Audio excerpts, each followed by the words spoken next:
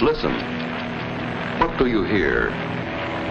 The song of 12,000 horsepower in action. Thousands of precision parts operating in flashing unison, obedient to the control of the skilled pilot and crew. Yet it takes a nightmarish panel of sensitive and complicated instruments and controls to adjust the power output for changing loads, speeds, and conditions in flight.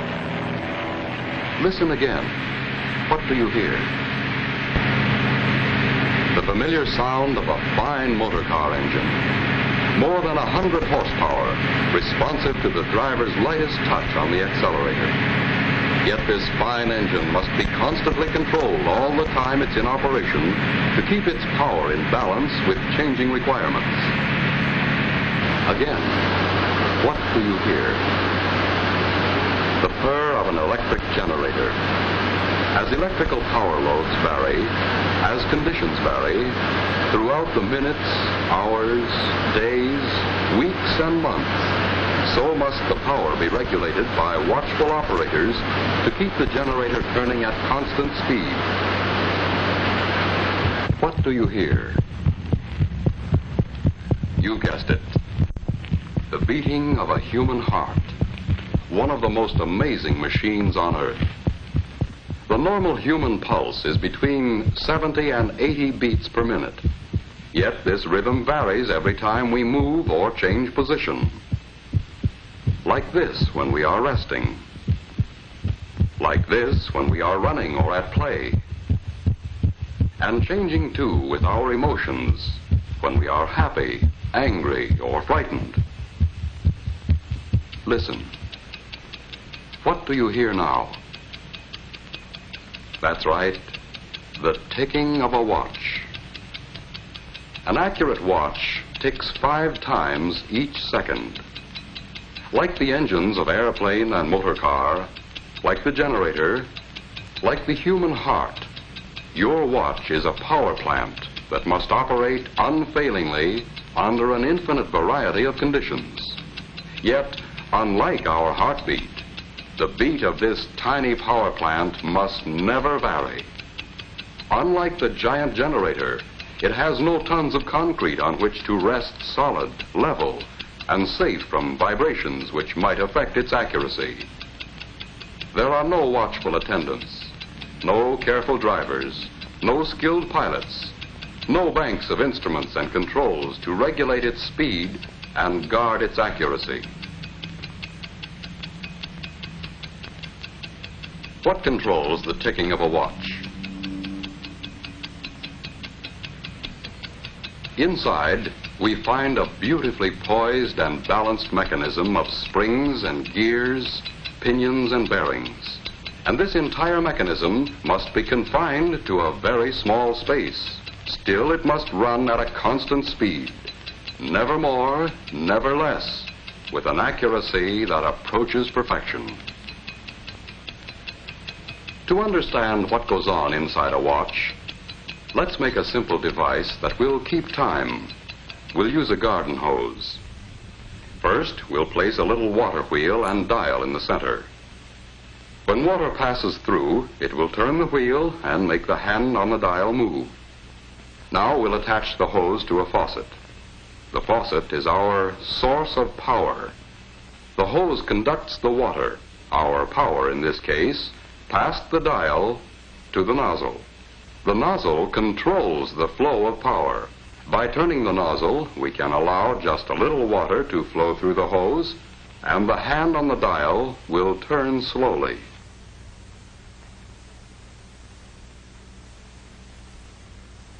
By opening the nozzle wider, we allow a heavy stream of water to flow through the hose, and the hand on the dial turns faster.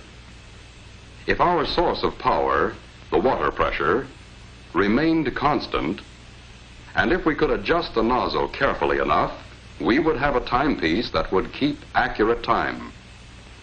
Here, in a greatly simplified form, we have the 4 elements needed in every timepiece.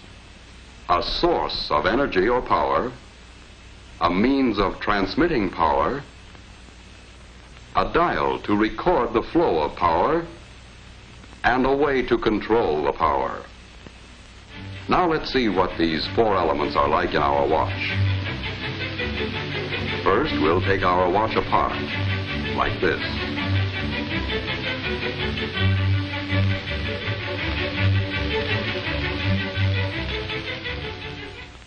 We'll begin with this part, the mainspring and barrel assembly.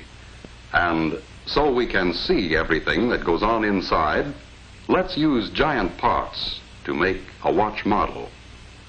This is the mainspring, and it lives inside the mainspring barrel. The mainspring is the power plant of the watch, the source of power, like the faucet in our water clock.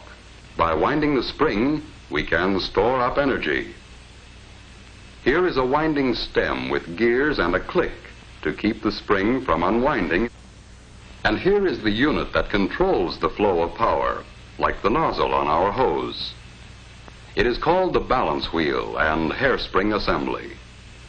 It consists of the balance wheel, hairspring, balance staff or axle. Fastened to the balance staff is a part called a roller. To the roller is attached an upright jewel pin. Let's see how these work together. A push on the jewel pin will start the balance wheel moving, and more pushes will keep it moving.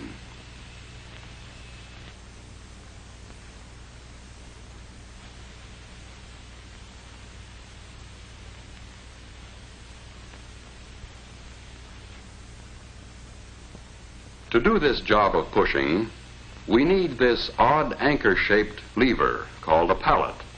It can be mounted so that when we move the pallet back and forth, we can apply a series of impulses to the jewel pin to keep the balance wheel in motion.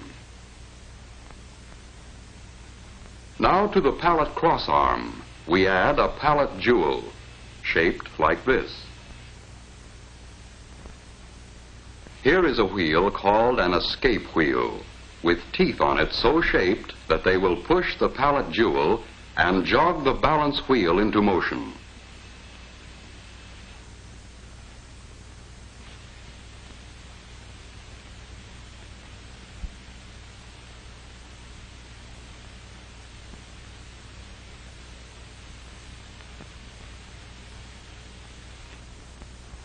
Now we'll use the energy stored up in our mainspring to drive the escape wheel. As the mainspring uncoils, it causes the barrel to rotate with it. That didn't last long, did it? Let's try it again. Once things get started, there's nothing to stop them. What we need now is a way of holding the power in check, releasing it a little at a time just when it's needed. Another pallet jewel at the other end of the pallet crossarm will do the trick. Just as the first pallet jewel gets a push from the escape wheel, the second pallet jewel locks against another tooth of the escape wheel to hold the power of the mainspring in check. But the balance wheel keeps swinging, and the jewel pin moves the fork end of the pallet until the escape wheel is again unlocked. But when we connect the mainspring directly to the escape wheel, the power is soon exhausted. In an actual watch, it would last only a few seconds. What we need is a way to stretch the power so it will last for more than a day. In our water clock, we used a hose to transmit power from the faucet to the nozzle. We also need a way to transmit power here. So let's add a system of gears and wheels.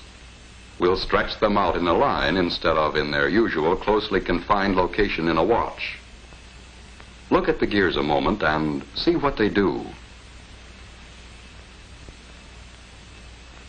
First, a small partial turning of the mainspring barrel drives the center wheel a complete revolution.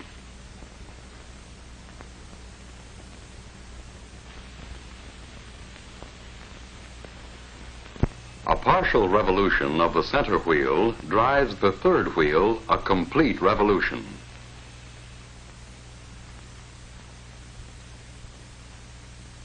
and this in turn drives the fourth wheel much further.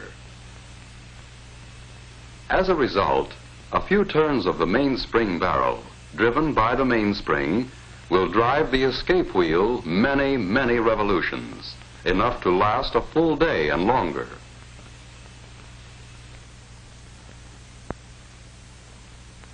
What we have now is a complete model watch train.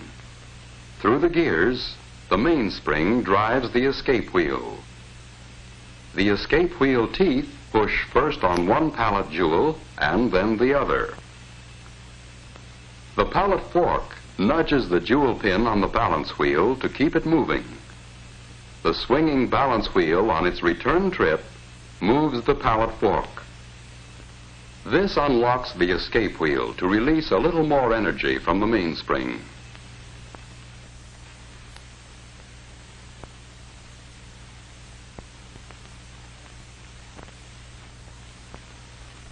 Back and forth, the balance wheel swings, controlled by its small coiled spring, the hairspring, in perfect rhythm. Each swing unlocks the escape wheel so it can give an extra push to a pallet jewel, and this is passed on to the balance wheel assembly to keep the watch ticking far more steadily than any beating heart. All we have to do now to measure time is count the ticks. But this would be a tedious job and not very practical. Just as we needed a dial on our water clock, here too we need a method for recording the flow of power. So to the shaft of this gear or wheel, we add an indicating hand to measure seconds. As the gear train of a watch moves far enough to make 5 ticks of the escapement, the second hand moves 1 graduation on its dial. To count the minutes, we can attach a dial and fasten a pointer to this gear wheel, which is just the right size so that it turns 1 complete revolution while the second hand makes 60 revolutions.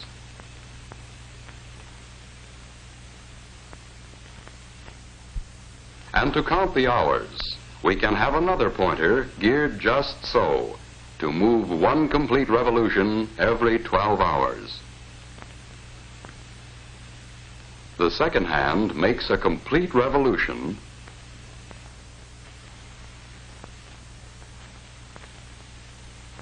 and the minute hand moves 1 graduation, and when the minute hand makes a complete revolution, an hour has passed.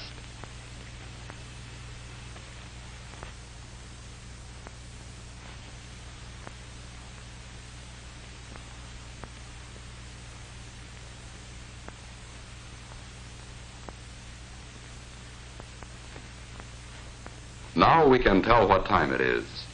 But a gear train all strung out like this is a long way from an actual watch. Let's let our model do a bit of rearranging all by itself.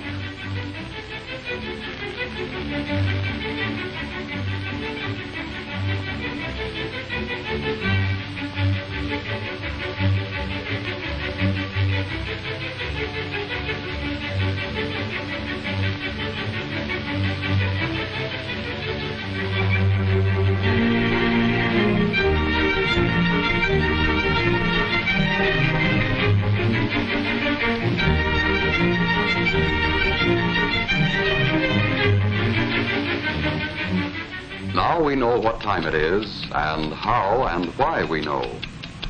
A fine watch itself is, of course, a compact precision mechanism with parts miraculously small and fashioned by craftsmen with incredible accuracy.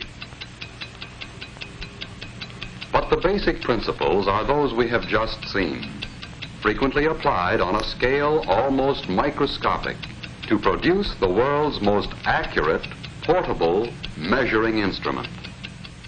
In a truly fine watch, there are many things which make possible the accurate control and release of power.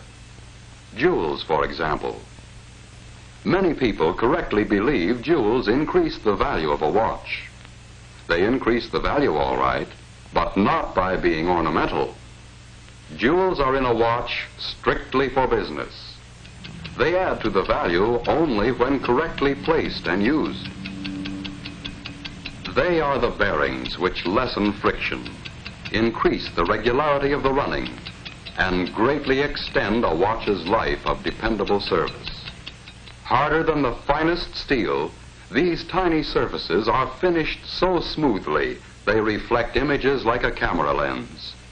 And working with oil, it takes a drop no larger than a pinhead for the entire watch. There is almost no friction. If any single part of a watch can be called more important, it's the hairspring. It absorbs and gives out an equal amount of force with each beat or swing at regular intervals. In a fine watch, the hairspring has uniform thickness throughout its whole length, is polished to a mirror-like finish, and made of metal relatively unaffected by magnetism or changes in temperature. It can be apparently distorted, but it always returns to perfect shape. Hairsprings are overcoiled, like we see here, to allow the spring to breathe evenly. Were this not done, the spring would coil and uncoil unevenly, fluff out on one side, and interfere with the accuracy of the watch. Because a watch is required to run in any position, to be accurate, the balance wheel must be perfectly balanced in any position. This is done by poising. The wheel is poised when there is no effect of the pull of gravity reflected in its action on the knife-like edges of the instrument which checks it. With perfect poising, and with the hairspring centered on the balance wheel, it runs accurately in any position all the time. And it's the same with all the parts. The tiny screws, scarcely larger than a speck of dust. The exceedingly small shafts. The precisely made gears and pinions. The sturdy nickel-silver plates and bridges. Every part is made with utmost precision. Precision which approaches perfection.